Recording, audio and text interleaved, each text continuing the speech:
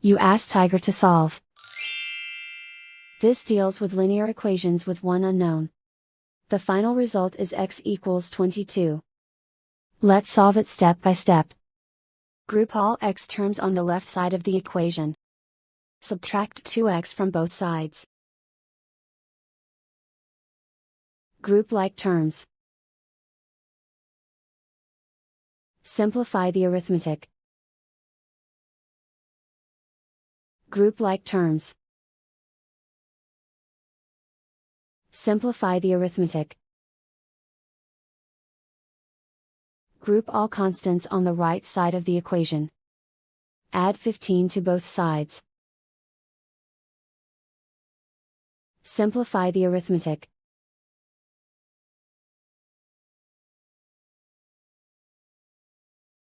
And so the final result is x equals 22.